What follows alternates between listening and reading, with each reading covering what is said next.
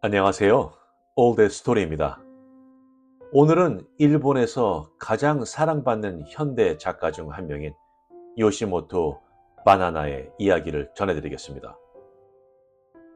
1964년 도쿄에서 태어난 요시모토는 1980년대 후반 몽환적이고 섬세한 감성의 소설로 국제적인 명성을 얻었습니다. 그녀의 작품은 슬픔, 사랑, 기억, 그리고 사람들이 조용히 치유되는 방식이라는 주제를 탐구했죠. 그녀의 작품을 특별하게 만드는 것은 바로 그 분위기였습니다. 평범한 삶의 초자연적인 요소가 살짝 섞여 있는 우울과 희망이 부드럽게 뒤섞인 그 분위기 말이죠. 그녀의 작품을 읽으면 마치 따뜻하고 어렴풋이 빛나는 꿈속을 떠도는 듯한 느낌을 받습니다. 오늘 소개 작품은 어떤 체험입니다. 이 작품은 가장 복잡한 형태의 사랑에 대한 이야기죠. 한때 우리가 알던 사람들이 떠난 후에도 마음속에 조용히 남아있는 그런 사랑 말입니다. 이 작품은 경쟁심, 풀리지 않는 죄책감, 그리고 한때는 완전히 이해하지 못했던 방식으로 얽혀있던 두 여자의 깊은 유대감을 다룹니다. 그럼 편안한 마음으로 감상하세요. 어떤 체험, 요시모토 바나나. 밤이 내린 뜰에는 나무들이 반짝이고 있다. 불빛을 받아 반짝이는 이파리의 푸른빛과 줄기의 진한 갈색이 또렷하게 보인다. 요즘 술을 많이 마시고서부터 처음으로 그 일을 알아차렸다. 취한 눈으로 그 광경을 볼 때마다 너무나 깨끗한 그 모습에 가슴이 찔려 더 이상 어떻게 되든 상관없으며 모든 걸 다 잃어도 상관없다는 기분이 들었다. 그것은 체념도 자포자기도 아닌 모든 걸 자연스럽게 받아들이고 마는 조용하고 청렴한 감동이 부르는 기분인 것이다. 요즘 매일 밤 이런 일들만 생각하며 잠이 든다. 과음 때문이라는 것이 명백해 술을 줄이려고 생각하지만 낮이면 저녁 때 술을 조금만 마시겠다고 굳게 다져 먹은 마음이 어느새 밤이 오면 맥주 한 잔을 시작으로 해서 이내 풀어지고 급기야는 음주의 가속도가 붙는다. 조금만 더 마시면 기분 좋게 잠들 수 있겠다는 생각에 진토닉을 한 잔 더 만들고 만다. 밤이 깊어감에 따라 얼음보다 진의 향이 늘고 알코올 농도가 높아진다. 소화시대에 생긴 최고의 명과 버터와 소금과 기름 맛이 절묘한 조화를 이루는 팝콘을 와삭와삭 씹어 먹으면서 나는 생각한다. 아, 오늘 밤도 결국 이런 식으로 마시고 말았군. 죄책감을 가질 정도의 양은 아니지만 술에서 깨어났을 때 술병이 하나 비워져 있는 것을 보면 왠지 모르게 가슴이 두근거릴 때가 있다. 그리고 곤드레 만드레 술에 취해 주위가 빙글빙글 돌아 이내 침대에 쓰러졌을 때 나는 다시 그 기분 좋은 노랫소리를 듣게 된다. 처음에는 베개가 노래하는 줄 알았다. 내 볼을 언제나 상냥하게 끌어안아주는 베개라면 어떤 맑은 소리를 낼까 하고 생각해 왔기 때문이다. 눈을 감고 있을 때를 제외하곤 그 소리가 들리지 않았기 때문에 나는 그 소리가 단순히 기분 좋은 꿈이라고 생각하고 있다. 그럴 때면 언제나 진지하게 생각할 수 있을 만큼 제정신은 아니었다. 그 소리는 낮고 달콤하게 마음속에 가장 딱딱한 곳을 어루만져 풀어주는 듯한 넘실거리는 울림을 담고 있었다. 파도 소리와도 같았고 내가 지금까지 여러 곳에서 만난 친해지고 헤어져 온 사람들의 웃음소리, 그 사람들이 내게 건넸던 따뜻한 말 한마디, 잃어버린 고양이 울음소리, 언젠가 여행을 떠났을 때 어디선가 풀냄새와 함께 귓가를 스쳐 빠져나갔던 술렁거리던 나뭇잎 흔들리는 소리. 이런 것들은 모두 합친 듯한 소리였다. 그 소리가 오늘 밤에도 들려왔다. 관능적이고 희미한 노랫소리. 나는 그 멜로디가 무엇인지를 알아내 보려고 희미하게 남은 의식으로 있는 힘을 다해 귀를 기울인다. 졸음이 노근노근하게 나를 감싸고 그 행복한 멜로디도 꿈에 녹고 만다. 옛날 이상한 남자를 좋아해 기묘한 삼각관계를 연출한 적이 있었다. 그 남자는 지금 애인의 친구로 상대방 여자로 하여금 불꽃 같은 사랑을 하게 만든다는 느낌을 주는 남자였다. 지금 생각해보면 조금은 별난, 건장하고 착한 오빠 같은 사람에 지나지 않았지만 당시에는 나도 어렸기 때문에 결국 그와 사랑에 빠지고 말았다. 지금은 그 사람에 대한 인상이 별로 남아있지 않다. 몇 번인가 함께 잔 적은 있지만 찬찬히 얼굴을 들여다보며 데이트를 한 적이 별로 없기 때문에 얼굴 생김새도 별로 기억이 나질 않는다. 생각나는 것은 하루라고 하는 이름의 독한 여자에 대한 일뿐이다. 나와 하루는 같은 시기에 그를 사랑해서 그의 집에서 여러 차례 우연히 마주치던 중 점점 서로 아는 사이가 되었고 나중에는 그야말로 세 사람이 함께 사는 시기 되고 말았다. 하루는 나보다 3살 위였으며 아르바이트를 해서 생활하고 있었고 나는 대학에 다니고 있었다. 물론 우리는 서로 미워하고 헐뜯었으며 때로는 주먹을 휘두르며 맞붙어 싸우기도 했다. 타인과 그렇게까지 절친했던 적도 또 그렇게까지 사람이 밉다고 생각한 적도 없었다. 이 세상 사람 중엔 내겐 하루만이 방해물이었다. 그녀가 죽었으면 좋겠다고 생각한 적도 한두 번이 아니었다. 물론 그쪽도 그렇게 생각했을 것이다. 결국 그런 생활에 지친 남자가 어느 날 멀리 도망쳐 버리자 그 사랑은 끝이 나고 나와 하루도 그 후로는 모르는 사이가 되고 말았다. 나는 그대로 이 마을에 정착했지만 하루는 파리인가 어딘가로 가버렸다는 소문이 돌았다. 그것이 내가 알고 있는 하루에 대한 마지막 소식이었다. 어째서 불현듯 하루가 보고 싶어진 것인지 나도 알 수가 없었다. 그다지 만나고 싶지도 않았고 어떻게 지내고 있는지 흥미가 있는 것도 아니었다. 그 시절에는 격정이 넘쳐 있었기 때문에 오히려 이제 와서야 공백의 추억으로 남아있는 것이지 결코 인상 깊은 기간은 아니었다. 그녀는 분명 파리에서 예술가들이 모여드는 곳에 가서 깡패가 됐거나 아니면 운이 좋아 나이 많은 기둥 서방이라도 만나 호화로운 생활을 하고 있을 것이다. 그녀는 그런 여자다. 뼈다귀처럼 빼빼 말랐고 말투가 뾰로통하며 목소리가 쉰 듯이 허스키하고 까만색 옷을 즐겨 입었다. 입술이 얇고 늘 미간에 주름을 만들며 불평만 늘어놓곤 했지만 웃으면 조금 앳되어 보였다. 그 웃는 얼굴을 생각하면 왠지 가슴 아프다. 인간이 술을 마시고 자면 다음 날은 예외 없이 눈을 뜨기가 곤욕스럽다. 술에 얻어맞은 듯한 온몸을 술에다 흥건히 담아놓은 듯한 기분이다. 목이 바싹바싹 말라서 한동안 잠을 이루지 못하고 엎치락 뒤치락 할 뿐이다.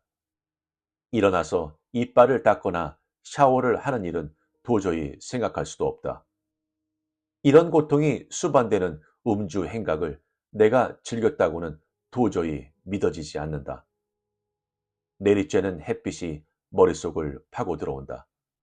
나는 어떻게 하면 내 자신을 구제받을 수 있는지 알 수가 없다. 요즘 매일 있는 일이다.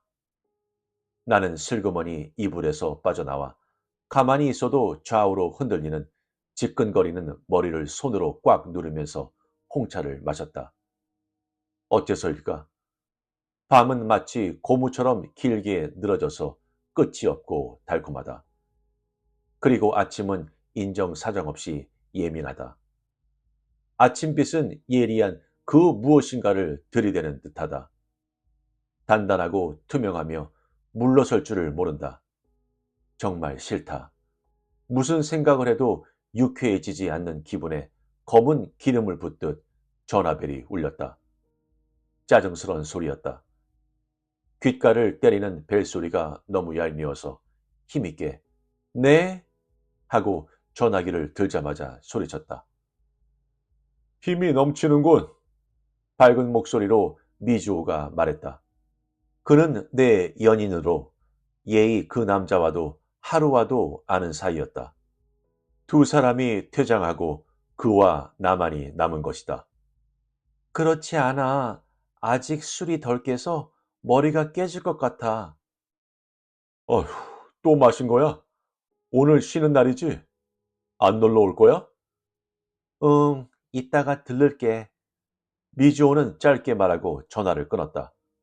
그는 장화 가게의 주인으로 평일에 쉰다. 나도 얼마 전까지는 미주오의 가게와 비슷한 곳에서 일했는데 그곳이 망해버렸다. 지금은 그가 옆 동네에 가게를 물색하고 있는데 대충 예정이 잡혔으며 개점을 기다리고 있다. 반년 후의 일이지만. 이따금 그는 물건을 품평하는 눈으로 나를 쳐다본다. 이 꽃 무늬는 없는 편이 훨씬 낫겠는걸? 이것만 없으면 꽤 값이 나가 보이겠어. 이 선은 싸구려처럼 보이지만 왠지 사람의 마음을 끄는 구석이 있단 말이야. 하는 식으로.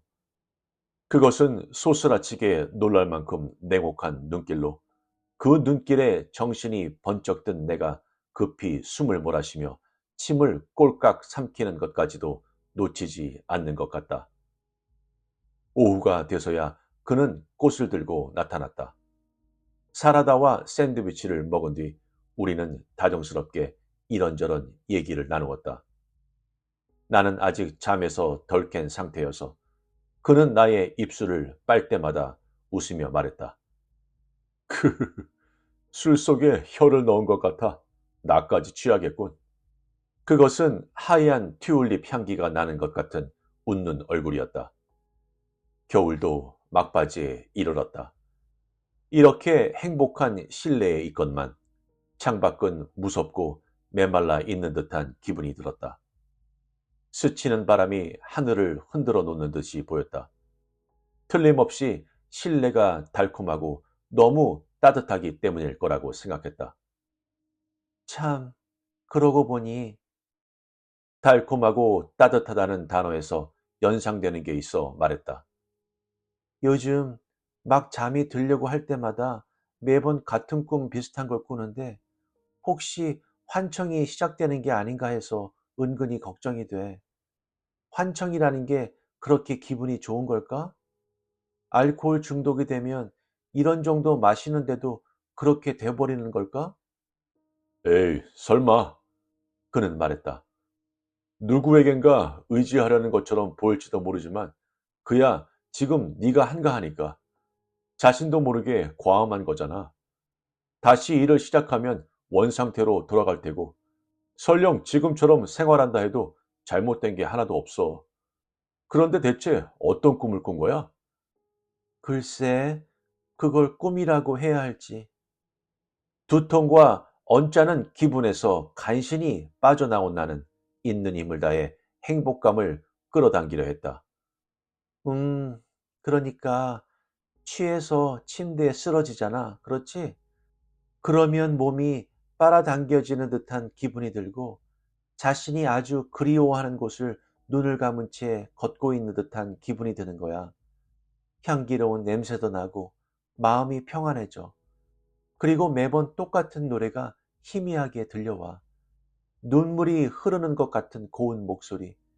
어쩌면 그건 노래가 아닐지도 몰라. 멜로디 같은 것? 희미하고 아늑하고 행복을 노래하는 거야. 그래, 늘 똑같은 멜로디야. 어쩐지 위험한 것 같은데? 알코올 중독 같아. 뭐라고? 내가 눈살을 찌푸리자 미지오는 웃으며 말했다. 농담이야. 나도 그런 얘기를 들은 적이 있어. 비슷한 얘기. 그건 누군가가 나한테 뭔가를 말하고 싶어져서 그러는 거래. 누군가라니, 누가? 누군가 죽은 사람? 혹시 그런 사람 없어? 아는 사람 중에. 잠시 생각해 봤지만 곰곰이 생각해 봐도 아무도 떠오르지 않았다. 나는 고개를 저었다. 죽은 사람이 살아있을 때 친하게 지냈던 사람에게 뭔가 하고 싶은 얘기가 있을 때 그런 식으로 전한대. 생각해 봐. 취했을 때나 잠들려고 할 때야말로 동조시키기 쉬우니까. 그런 식으로. 그런 얘기를 어디선가 들은 적이 있어. 갑자기 등골이 오싹해져서 나는 어깨까지 이불을 잡아당겼다. 그러면 그 사람은 내가 평소에 잘 아는 사람이라고? 나는 물었다. 죽은 사람이 모르는 사람이라면, 그리고 그 사람이 귓가에서 노래를 불렀다고 생각하면 아무리 행복감이 전해진다 하더라도 싫었기 때문이다. 그렇다니까 혹시 하루가 아닐까? 미주오는 그런 쪽으로 예민했다. 나는 가슴이 철렁했다. 그럴지도 모른다는 불안한 생각이 머리를 스쳤다. 미주오의 예감이 맞을 거라는 생각이 들었고 그것은 거의 확신에 가까웠다. 아무 소식도 없는 하루. 요즘 까닭도 없이 불현듯 떠오르는 하루에 대한 기억. 한번 잘 알아봐. 그래야겠어. 친구들에게 물어보든지 해봐야지. 그도 고개를 끄덕였다. 미주오는 남이 무슨 얘기를 하든 절대로 부정하는 법이 없다. 부모님께 가정교육을 잘 받았기 때문일 것이다. 아무리 생각해도 그의 이름 미주오와 그 이름의 유래는 참으로 보기 드문 발상에서 나온 것이다. 좀 더 얘기하자면 그의 어머니는 젊었을 때 딱 한 번 어쩔 수 없이 아이를 유산시킨 적이 있었다.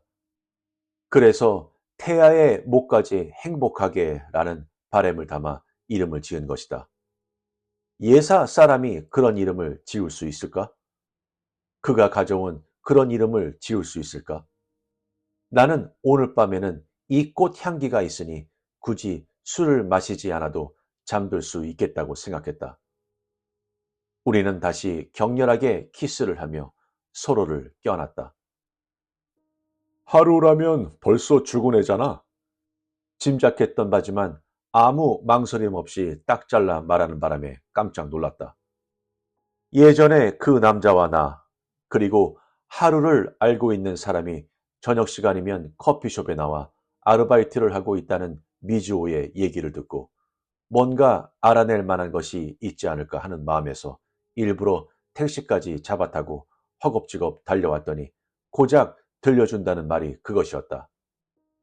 이런 줄 알았으면 전화로도 충분했을 텐데 나는 그의 눈을 뚫어지게 쳐다보면서 그의 말이 조금도 농담이 아니라는 것을 알았다. 웨이터 차림의 그는 북적이는 가게 안의 카운터 반대편에서 접시를 닦으며 어두운 눈빛을 하고 있었다. 외국에서?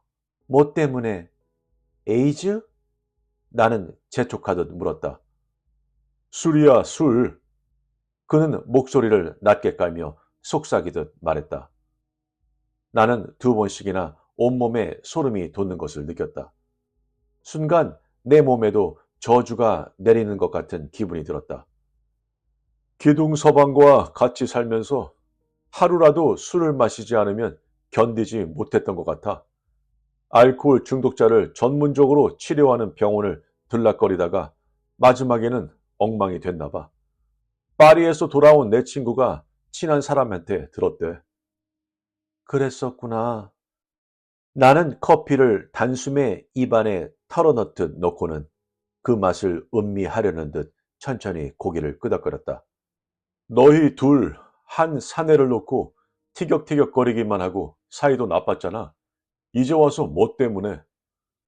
옷깃만 스쳐도 인연이라고 할 것까진 없겠지만 그 이후로 소식을 전혀 알 수 없기에 어떻게 지내고 있는지 알고 싶어져서 나는 지금 미주오와 함께여서 행복하니까. 그럴 수도 있겠지. 하루와 그리고 나, 마치 셋이서 함께 사는 것 같던 시절. 그는 바텐더로 일하고 있었고 나는 그가 일하는 가게에 자주 들러서 술에 취해 쓸데없는 얘기를 늘어놓곤 했다. 나는 옛날부터 남의 일은 어찌됐건 상관없다는 사람이기에 어떤 일이든 솔직히 얘기하곤 했다. 그의 모습이 어두운 가게의 불빛에 드러나는 것을 숨을 죽이며 보니 그 당시의 일들이 떠올랐다. 나른하고 내일이 없으며 질시만이 소리 없이 타오르던 시절. 결코 다시 그때 그곳에 몸을 담고 싶은 기분은 아니었지만 묘한 감상을 불러일으키기엔 충분했다. 그렇지. 하루는 이미 이 세상엔 없지. 내가 말하자 카운터 반대편에 있는 오랜 친구는 고개를 가볍게 끄덕였다. 방으로 돌아온 나는 하루에 대한 기억을 쫓아버리기 위해 혼자서 술을 마셨다. 오늘 밤엔 많이 마셔도 될 것 같은 생각이 들어서 아무 생각 없이 기분 좋게 마실 수 있었다. 평소 하루를 생각할 때마다 어렴풋이 떠오르던 텔레비전 화면 같은 에펠탑도 오늘 밤엔 보이지 않았다. 그 대신 남아도는 에너지를 탕진할 방법을 잃었기에 어느덧 술에 탐닉하게 된 하루의 내면 세계가 보였다. 남자가 떠나간 뒤 자신을 다시 일으켜 세울 수 없게 된 하루를 이해할 수 있었다. 자신이 가지고 있는 정열을 모두 쏟아부어 버리는 사랑을 하기 때문이다. 남자가 매력적이었던 것은 사실이다. 내게는 하루가, 그리고 하루에게는 나라는 존재가 있었기 때문에 그토록 치열하게 노력했던 것이다. 남자는 그런 것이 재미있어서인지 아니면 숨이 막힐 것처럼 견딜 수 없어서인지 아무튼 자주 둘 중 누군가를 자신의 집으로 불러 다른 한 사람과 맞닥뜨리게 하곤 했다. 우리들 사이가 막바지에 이르렀을 무렵에는 나와 하루 두 사람 모두를 집으로 불러 우리는 밤새도록 돌아가지 않고 밤을 지샌 적도 여러 번 있었다.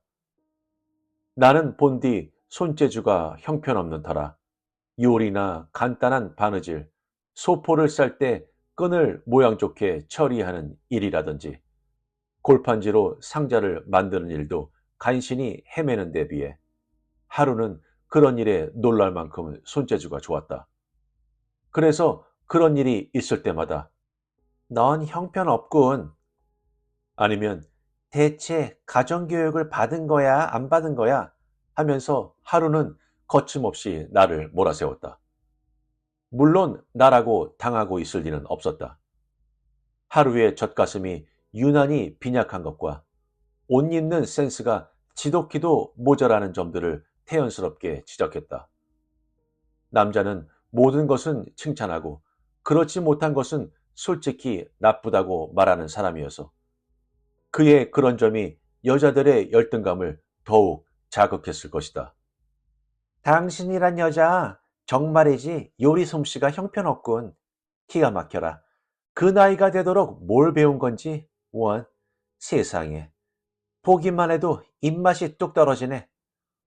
어느 날 저녁 내가 남자네 집에 미리가 팔보채를 만들고 있는데 느닷없이 찾아온 그녀가 호들갑을 떨며 말했다.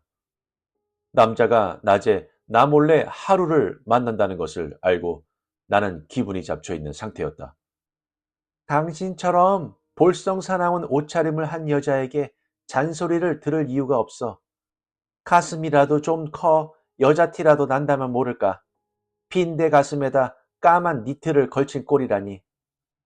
음식을 볶고 있는 내 등을 하루가 팔꿈치로 쿡 찌르는 바람에 나는 하마터면 뜨거운 프라이팬 속에 손을 빠뜨릴 뻔했다. 어머! 나는 깜짝 놀라 비명을 질렀다. 요리 재료가 기름에 볶이면서 내는 지글거리는 소리에 섞인 내 소리는 비통하게 들렸다. 남의 몸매에 쓸데없는 참견 마! 하루는 말했다. 그 말도 맞군. 나는 맥없이 말하고 불을 껐다. 갑자기 입을 담은 두 사람의 침묵이 방 안에 적막감을 더했다. 그때는 두 사람 모두 한 사람의 조금 별난 남자, 세상을 깔보고 자기식으로 세상을 살아가는 것처럼 과장하는 형편없는 한 사내의 몸을 두 사람이 공유하고 있는 듯했다. 그리고 그 일이 옳은 일인지 그른 일인지 정상적인 일인지 상도에서 벗어난 일인지도 모르는 상태가 되어 있었다. 혼음을 즐기는 것도 아니면서 그렇게 셋이서 사내 집에서 만나 눌러붙어 있으면서 나는 하루의 칙칙한 목소리와 신경질적으로 마른 몸 때문에 안절부절 못하고 있었다. 젓가락처럼 마른 그녀가 자꾸만 눈앞에서 왔다 갔다 했다. 나는 그런 모습이 닭 같아 목을 졸라 죽이고 싶다고 생각했다. 뭐 때문에 이러는 걸까? 하루는 그때 멍한 얼굴로 뜻밖의 말을 했다. 우리 말고도 그를 좋아하는 여자들은 많은데 당신하고 나만이 그도 없는 장소에서. 하루는 혼잣말처럼 중얼거렸다. 어쩔 수 없지. 미쳐버릴 것 같아 초조하다고. 내가 누구라는 것을 뻔히 알면서도 내 앞에서 그런 소리를 내뱉는 하루의 태도가 역겨웠다. 누가 할 소리? 어차피 이렇게 된 거 어쩔 수 없잖아? 나는 하루의 속물 같은 사고방식과 건전하지 못한 견해가 기분이 나쁜 것을 지나 혐오스럽기까지 했다. 당신 무슨 생각을 하고 있는 거야? 진심으로 그를 원해? 하루는 나를 다그치듯 말했다. 그래. 나는 딱 한마디로 딱 잘라 말했다. 그러니까 당신 같은 여자랑 여기 있지. 당신 같은 바보. 말이 좀 심했는지 내가 말을 다 끝내기도 전에 하루는 내 뺨을 힘껏 올려쳤다. 나는 순간 뭐가 뭔지 모른 채 멍하게 있었지만 금세 오른쪽 뺨이 뜨거워지는 것을 알 수 있었다. 기분 나빠서 난 가겠어. 오늘 밤 그와 자면 되겠네? 그가 만일 돌아온다고 할 때의 얘기겠지만 라고 말한 뒤 나는 일어섰다. 가방을 들고 현관을 나설 때까지 하루는 나를 물끄러미 쳐다보고 있었다. 그 눈이 하도 크고 정말로 빛나 보이는 듯해서 기다려! 라고 하루가 말할 거라고 진심으로 생각했다. 미안해가 아니라 오히려 가지 마라고 말하는 듯한 눈길. 하지만 그런 말을 한다는 것도 멋쩍을 테니 하루는 입을 다문 채 있는 것 같았다. 하루의 긴 머리카락이 그 천박하게 화장한 희고 작은 얼굴을 반쯤 가리고 있었다. 나는 이렇게 멀리서 바라보니 허무하리만치 예쁜 아이라고 생각하면서 아무 말 없이 문을 닫았다. 나는 내가 아는 다른 여자들이 그와 자는 모습을 생각하면 속이 쓰리거나 화가 치밀어 올랐지만 하루에 대해서만은 왠지 그렇지 않았다. 어떤 때에는 셋이 자고 있을 때 두 사람이 섹스를 시작하는 일도 있었지만 그다지 불쾌하다는 생각은 해본 적이 없었다. 다른 여자라면 그 자리에서 죽여버렸을지도 모르지만 함께 지내는 사이에 하루에 관해서만은 왠지 모르게 남자에 대한 그녀의 마음을 이해하게 되었다. 물론 그녀 자체에 대해서는 조금도 호감을 가질 수 없었지만 그녀 자체는 어쩌면 신경질적인 단순히 이상한 여자였을지도 모르나 하루의 겉모습에는 뭔가 특별한 그 무언가가 있었다. 마치 여자로서의 아슬아한 느낌, 속옷으로 비치는 부드러운 그림자, 긴 머리카락 밑에 감추어진 빈약한 어깨, 묘하게 패인 빗장뼈, 결코 손대고 싶지 않은 밋밋한 가슴 곡선. 그런 느낌 덩어리가 불안정하게 살아 움직인다는 느낌. 하루에게는 틀림없이 그런 느낌이 있었다. 오늘 밤도 창밖으로 뜰에 심어져 있는 나무들이 요란하게 빛을 발한다. 빛이 부서지는 끝부분이 유난히 부드럽게 보이는 것은 취기 탓일까? 전등불을 끄자 방 안의 물건들이 불이 환하게 켜졌을 때보다 더 또렷이 보였다. 내 숨쉬는 소리와 심장이 뛰는 소리도 잘 들렸다. 그리고 이불을 펴고 베개를 머리에 댔을 때 여전히 그 소리가 들려왔다. 천사처럼 맑은 목소리가 울리는 담담한 감상의 멜로디는 애틋하게 내 가슴을 뛰게 했다. 파도처럼 멀어졌다가 가까워지는 그리움에 생각을 맡겨본다. 하루, 내게 하고 싶은 말 있니? 나는 눈을 감아도 빙글빙글 돌고 있는 듯한 마음의 귀를 가라앉히려 하고 있다. 그렇지만 하루의 인기척은 없이 단지 그 아름다운 선율이 가슴을 찌르기만 할 뿐이다.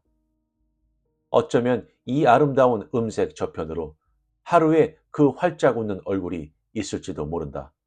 아니, 어쩌면 증오가 가득 찬 목소리로 날 헐뜯으며 내 행복도 자신의 죽음과 종이 한 장 차이라고 외쳐대고 있는지도. 미간이 아플 정도로 나는 정신을 집중하다 보니 이윽고 피곤이 그 소리 건너편에서 졸음의 파도와 함께 밀려왔다. 나는 속으로 단념하자고 중얼거렸다. 마치 기도하는 말처럼. 미안해, 하루. 알아들을 수가 없어. 그럼 잘 자. 하루가 죽은 거 정말 사실이지? 내 말에 미주오는 눈을 동그랗게 뜬 채로 그래, 역시 그랬던 거야 하고 말하며 창밖으로 눈을 돌렸다. 야경이 가슴 설레도록 멋있었다. 14층이라고 하면 상당히 높은 곳이다. 가끔 높은 곳에서 외식해요. 하고 내가 말하자 높은 곳이라니 돈 말이야? 그게 아니면 땅에서의 높이? 하고 미주오가 물었다. 나는 웃으면서 둘 다 하고 말해 이곳까지 온 것이다. 창밖이 온통 반짝거리는 불빛 알갱이로 뒤덮여 있었다. 길게 늘어선 차들의 행렬은 마치 밤을 에워싼 목걸이 같았다. 미주오는 어째서 하루라고 생각하는 거지? 나는 물었다. 너희들 사이가 좋았으니까. 미주오는 아무렇지도 않게 말하고는 고기를 뜯어 입에 넣었다. 미주오의 말을 듣는 순간 내 손은 잠깐 멈칫했다. 눈물이 나올 것 같았기 때문이다. 하루가 나한테 하고 싶은 얘기가 있대? 그야, 나도 모르지. 그렇지? 나는 다시 음식을 먹기 시작했다. 그다지 대단한 일이 아닐지도 모른다. 술에 취한 내 생활이 갖는 여러 아쉬움의 이미지가 하루의 형태로 나타난 것일지도 모른다. 오늘 밤도 벌써 포도주를 2병이나 비웠더니 눈앞이 어질어질했다. 다시 아침이 되어 아무것도 기억하지 못할 때까지 끝없이 펼쳐지는 이 야경이 이토록 아름답다는 사실을 즐길 수 있다면 사람이라면 누구나 간직하고 있을 아쉬움쯤은 그 배색에 지나지 않는다고 해도 과언이 아닐 것이다. 지금부터 하루를 만나러 가지 않을래? 미주오가 갑자기 말했다. 뭐? 무슨 말이야? 나는 다소 쇳소리 섞인 목소리로 말했다. 가게 안의 모든 사람들이 날 쳐다볼 정도로 그 정도로 놀랐다. 아는 사람 중에 그런 일이 가능한 남자가 있어. 미주오가 웃으며 설명하듯 얘기했다. 수상한데? 나는 장난기 있게 웃으며 말했다. 생각보다 재미있어. 그 녀석 난쟁이거든. 옛날 내가 지금보다 더 위험한 장사를 했을 때 알게 되었는데 죽은 사람과 얘기를 할 수 있게 해준다니까. 최면술 같은 것을 거는데 그게 그렇게 생생할 수가 없어. 미주오는 말했다. 해본 적 있어? 그런 일? 나는 머뭇거리며 물었다. 그럼 실은 나 실수로 사람을 죽인 적이 있거든. 미주오의 시원스레 내뱉듯 잘라 말하는 말투에서 그가 속으로 그 일에 대해 괴롭게 생각하고 있다는 걸 알았다. 싸우다가? 아니, 고장난 자동차를 빌려줘서. 그리고 그는 더 이상 얘기하고 싶지 않은 듯 얘기 주제를 바꿨다. 기분이 영 찜찜하더라고.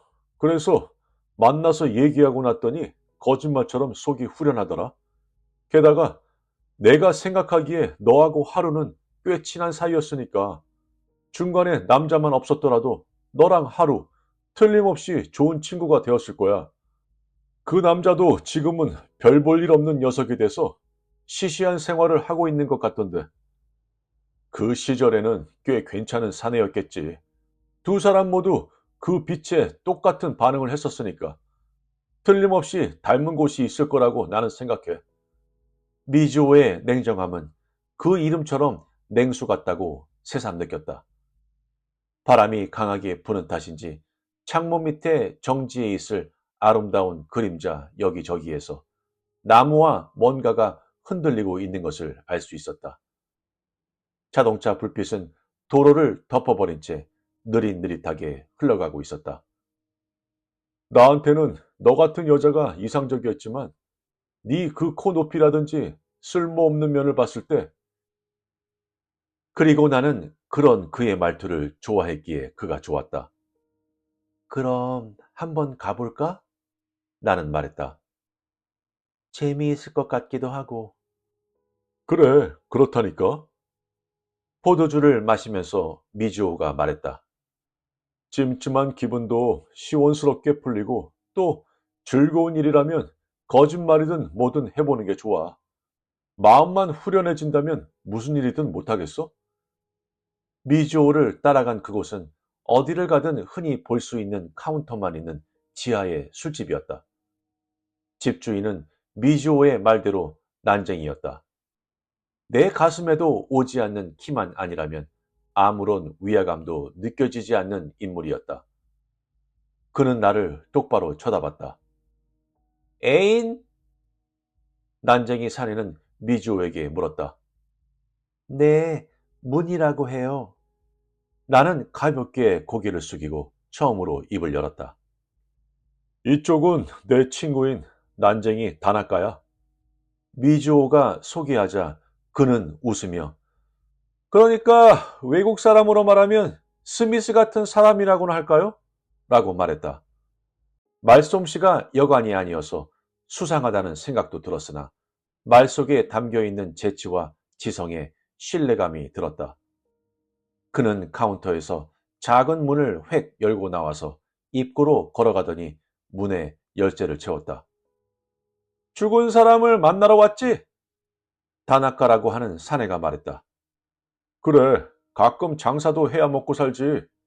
미주오가 친숙한 웃음을 띠며 말했다. 요즘은 잘 안 해. 상당한 체력을 필요로 하거든. 다나카는 나를 봤다. 언제쯤 살던 사람? 얼마 전, 2년쯤 전부터 안 만난 여자예요. 둘이서 한 남자를 좋아했어요. 나는 가슴속이 쿵쾅거리면서 요란하게 떨리는 것을 느꼈다. 뭐 마실 거 없을까요?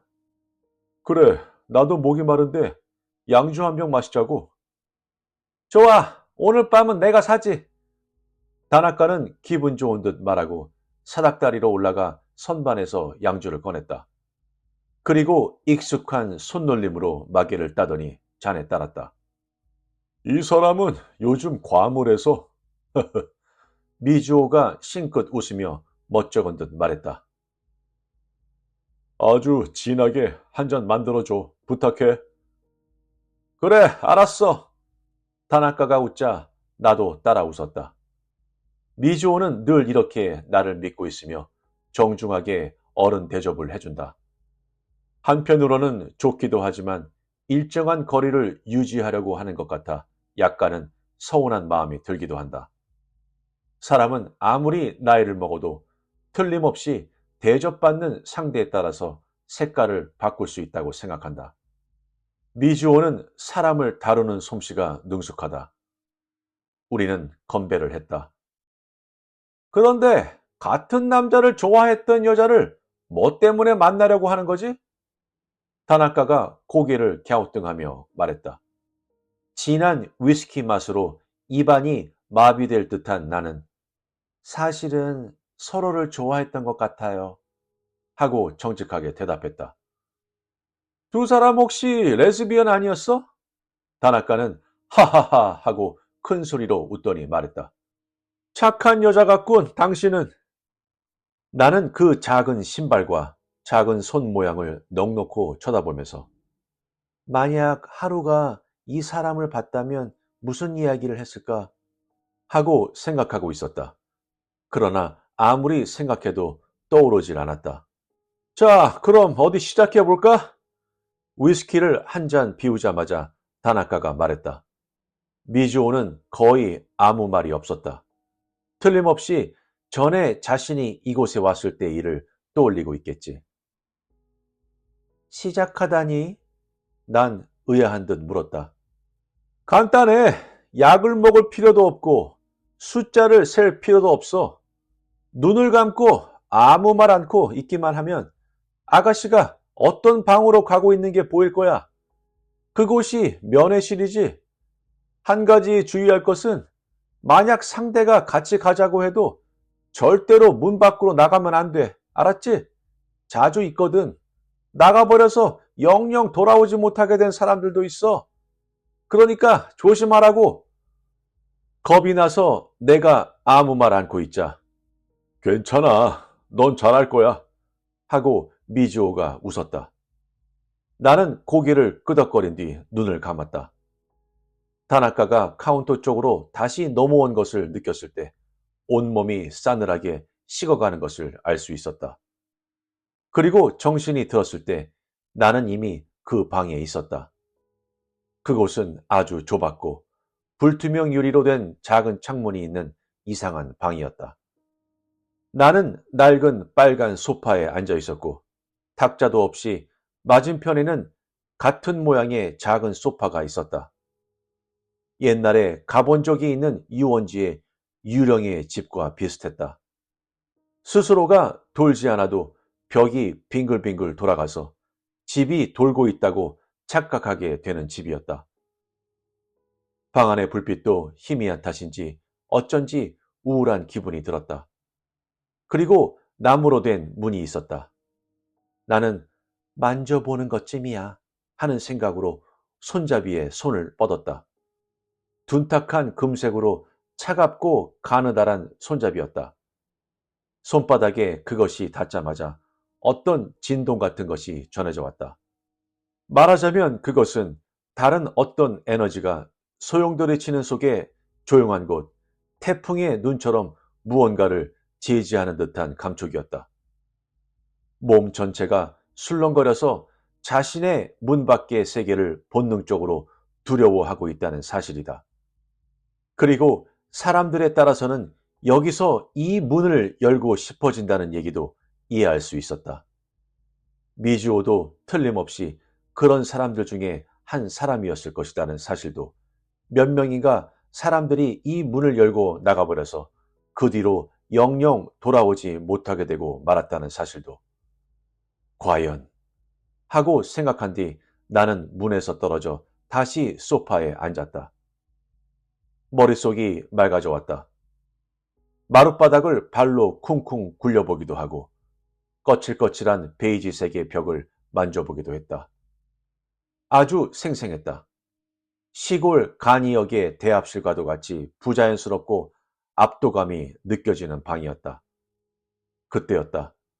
문이 갑자기 휙 하고 열리더니 몸을 나부끼듯 스르륵 하고 하루가 들어왔던 것이다. 하루의 어깨 너머로 창밖이 순간 한꺼번에 어두운 회색을 띠었고 뭔가 폭풍 같은 소리가 떠들썩하게 울리고 있는 것이 살짝 보였다.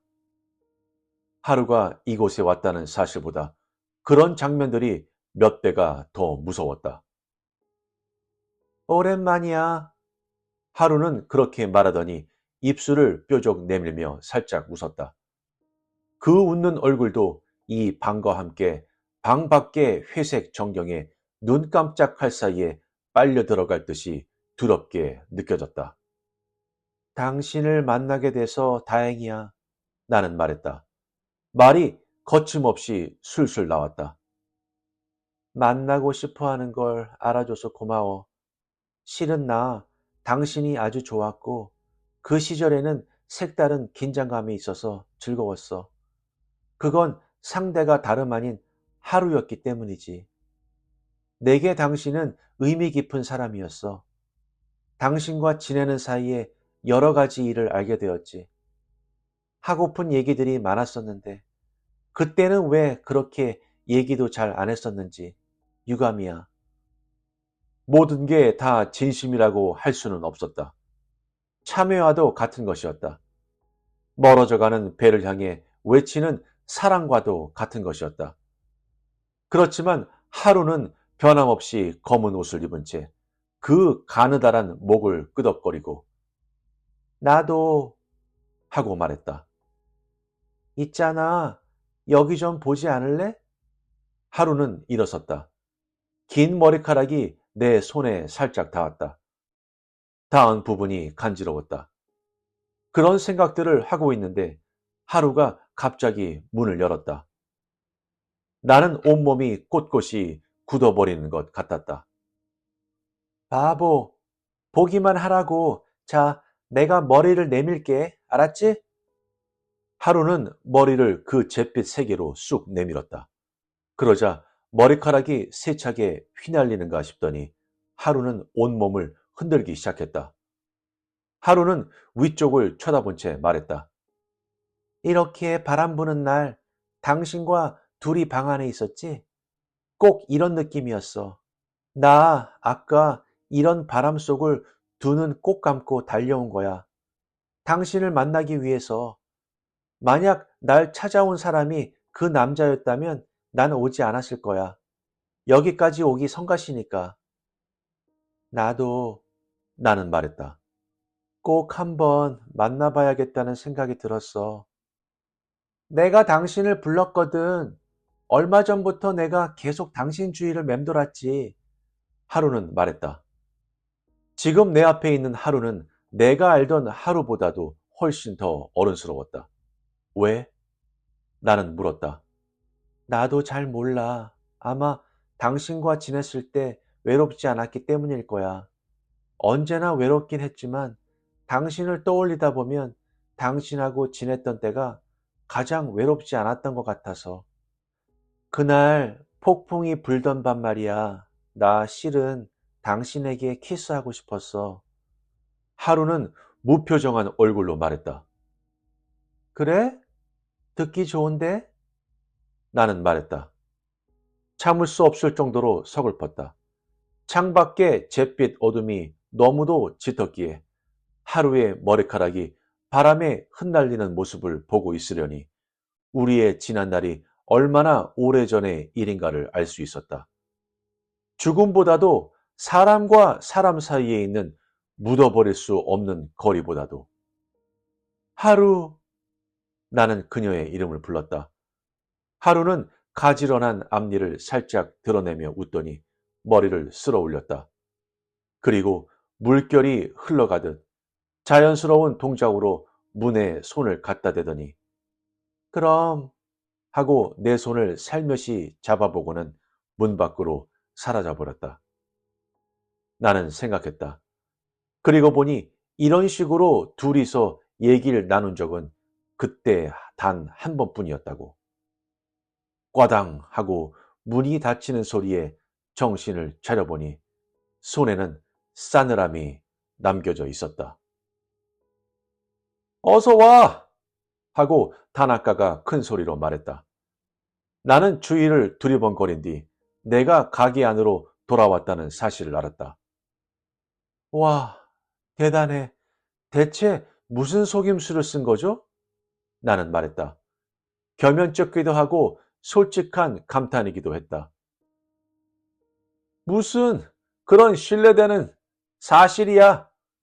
하고 조금 부르퉁퉁한 얼굴로 다나카가 말했다. 하기야, 이 녀석은 나쁜 꿈을 먹고 사는 놈이니까. 미즈오가 말했다. 그래, 네 말이 맞다. 다나카가 말했다. 정말 그런 것 같아. 만날 수 있어서 다행이야. 지금 뭔가 마음속에 있던 독기운이 빠져나오는 기분이야. 나는 그렇게 말하면서 조금씩 현실로 돌아오고 있는 자신의 마음과 현실을 확인했다. 마치 안개가 거쳐가듯 시야와 호흡이 맑아져 갔다. 한참 동안 운동하고 난 기분 같지? 다나카가 얼음물을 탁 하고 내 앞 탁자에 놓으며 말했다. 문양은 지금 아주 먼 곳에 다녀온 거니까. 그래. 그날 폭풍이 치던 날 밤, 초가을 어느 날로 태풍이 오고 있었다. 나와 하루는 그 시절 형편없이 험악해져 있어서 그 일주일 동안은 계속 싸움만 반복하고 있었다. 사랑도 거의 끝나가고 있었고 되는 일이 거의 없는 시기였기에 언제나 초조하고 불안하기만 했다. 그 남자도 집에 거의 들어오지 않았고 그런 일이야 아무래도 상관없다는 심정이었다. 밖에 천둥이 무섭게 치고 있어. 나는 말했다. 집에 돌아가기도 난감하다는 생각이 든 나는 하루에게 무슨 말이든 건네봐야겠다는 생각이 들어서 무심코 말을 던졌다. 그런데 하루는 의외로 고분고분하게 대답했다. 아이 참, 갑자기 무슨 천둥이람? 난 천둥 같은 게 싫더라. 하루는 눈살을 찌푸렸다. 하루의 그런 표정은 상당히 관능적이었으며 보는 사람으로 하여금 순간적으로 넋을 잃게 했다. 문짱, 무서워. 번개가 번쩍하고 빛나자마자 곧 뭔가 세차게 내리치는 듯한 격한 소리가 났다. 하루가 내게 그런 말을 한 것은 처음이었다. 깜짝 놀라 뒤돌아보니 하루는 나를 바라보며 계즈바이처럼 쌩긋 웃고 있었다. 순간 나는 깨달았다. 하루도 알고 있었던 것이다. 우리들의 사랑이 이제 끝을 향하고 있으며 나와 하루도 앞으로 만날 날이 없을 거라는 사실을, 그 사실을 알고 있었던 것이다. 다 끝났어. 내가 말하자 하루는 다시 한번 이런 거 정말 싫어 하고 말하며 창문에서 떨어져 내 등 뒤로 와서 숨는 신용을 했다. 그것은 틀림없이 폭풍이 두려워서이기도 했을 것이다. 거짓말. 사실은 하나도 안 무서우면서 어이가 없다는 듯이 말하며 내가 뒤를 돌아보자. 사실은 정말로 조금은 무섭단 말이야. 하고 하루가 웃었다. 덩달아서 나도 따라 웃었다. 그러자 하루가 놀란 듯한 얼굴을 하고 말했다. 이봐, 지금 우리 잠깐 마음이 통했던 것 같지 않아? 그런 것 같기도 해. 나는 끄덕거렸다. 방은 굳게 닫힌 창문에 바깥 세계로부터 닫혀져 있었고 번개는 소리를 내며 멀리서 되풀이되어 다가왔다. 실내 공기는 메말라 있었고 조심스럽게 들리는 숨소리도 그 작은 완벽함을 방해하는 듯했다. 아주 귀중하게 느껴지는 그 어떤 것이 그곳에 빛나고 있었다. 이제 곧 끝날 것이다. 말라 시들어서 사라질 것이다. 모두 뿔뿔이 흩어질 것이다. 그 확신만이 되풀이되고 있었다. 그 사람 괜찮을까? 섬광에 비치는 하루의 작은 옆 얼굴이 아름답게 보였다. 글쎄, 그래서 지금은 가만히 그대로 있고 싶었다. 미주오와 둘이서 다나카의 가게를 나온 것은 날이 밝아올 즈음이었다. 걸으면서 나는 물었다. 나 사실은 어느 정도로 의식을 잃었지? 한 2시간 정도였지? 그렇게나? 기다리는 동안 술을 마셨더니 취하네. 사람 하나 걸어다니지 않는 뒷골목에는 미즈오의 목소리가 높게 울렸다. 그렇게나 오래? 하루와 있었던 것은 얼마 되지 않았기에 나는 적잖이 놀랐다. 그렇지만 마음은 후련했다. 달빛과 별빛이 몇 년 만인가 할 정도로 또렷하게 깨끗이 물에 씻긴 듯 환하게 보였다. 걷는 일조차 즐거워서 저절로 걸음걸이가 빨라졌다. 하루, 천사의 노래, 난쟁이 영매, 하루. 마음이 가벼워졌으면 된 거야. 미주오가 그렇게 말하며 내 어깨를 감쌌다. 이제 와서 그런 생각이 들었어. 나는 말없이 끄덕였다. 매일 밤 과음을 한 것은 우연이었을까? 그때 하루는 늘 가까이 있었던 것일까? 그 아름다운 노래는 하루가 나를 부르는 소리였던 것일까? 아까 난 어디를 갔었던 것일까? 난쟁이는 도대체 어떤 사람일까? 어째서 그런 일을 할 수가 있는 것일까? 그것은 정말로 죽은 하루였을까? 아니면 내 마음속으로 혼자 한 연극일까? 그렇게 하루는 떠났고 나만 이곳에 남았다. 모든 수수께끼를 뛰어넘고 기분 좋은 밤 마음이 마음을 휩쓸고 있었다. 장담하지는 못하겠지만 내일부터 주량이 줄어들 것 같은 기분이 들어. 괜한 소리인지 몰라도 나는 말했다. 그렇지만 아무리 생각해봐도 그럴 것 같은 생각이 들어. 분명히 그런 시기에 접어든 거야. 미즈오는 웃었다.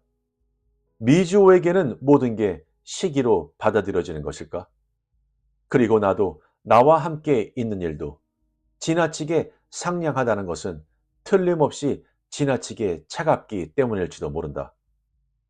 앞으로의 일은 속 시원히 알 수 없으며 게다가 어쩌면 이 이상 사랑한다면 나는 투명해져서 이대로 사라지는 건 아닐까. 새로이 시작하는 생활 속에서 두 사람은 어떻게 되어갈 것인가. 미즈오는 웃는 얼굴을 마음에 닿는 듯한 이 차갑고 아름다운 밤과 닮았다는 생각이 들었다. 이 밤을 함께 보내고 있는 일이나 그 밖의 모든 일이 내 인생의 한순간에서 지나가 버리는 일이라면 그것은 그런대로 받아들일 수 있다는 사실이 손 안에서 빛나는 보석처럼 생각되었다. 그 시절 하루와 함께 있었을 때처럼 그리고 어찌됐건 틀림없이 그 소름 끼칠 만큼 아름다운 노랫소리도 더 이상 못 듣게 되겠지 하고 나는 생각했다. 그것만이 아주 슬프게 느껴졌다. 무거운 짐을 벗은 듯한 홀가분함, 그 달콤함, 그 애틋함, 그 상냥함. 나는 불빛이 비치는 마당에 심어진 나무와 풀을 볼 때마다 그 부드러운 선율 꼬리를 어렴풋이 반짝하고 떠올리며 향기로운 향수를 찾듯 냄새를 쫓을 것이다. 그러는 가운데 점점 떠올리지 않게 되어 마침내는 잊어가는 것이다.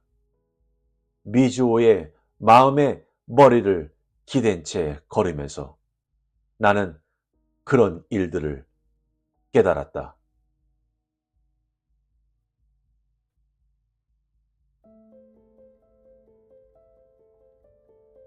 어떠셨나요? 요시모토의 다른 많은 작품들처럼 이 이야기는 현실과 기억, 슬픔과 고요한 치유 사이의 섬세한 공간에 머물렀습니다. 상실이 항상 극적인 천둥 소리처럼 찾아오는 것이 아니라는 사실을 일깨워주기도 하는데요. 때로는 밤하늘에 울리는 유령의 노래처럼 속삭이며 고통과 이해를 동시에 가져다 주기도 합니다. 작품 속 주인공의 여정은 인간 감정의 복잡함을 보여줍니다. 사랑은 복잡하고 경쟁심은 애정을 감출 수 있으며 아주 사소한 만남이나 과거의 단 한마디 목소리조차도 우리 자신과 우리가 잃은 사람들을 바라보는 방식을 바꿀 수 있습니다. 작가는 모든 것을 깔끔하게 해결하지 않습니다. 대신 그녀는 조용한 희망을 제시하죠.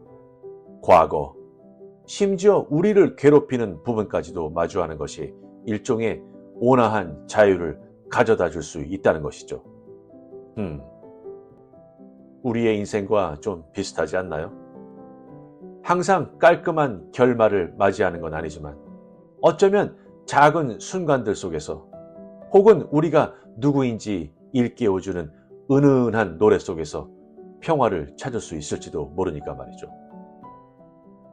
그렇다면 만약 여러분의 전 남자친구 아님 전 여자친구가 유령으로 돌아왔다면 사과하실 건가요? 아니면 협상하실 건가요? 알려주세요. 구독과 좋아요는 영상 제작에 많은 힘이 됩니다. 감사합니다.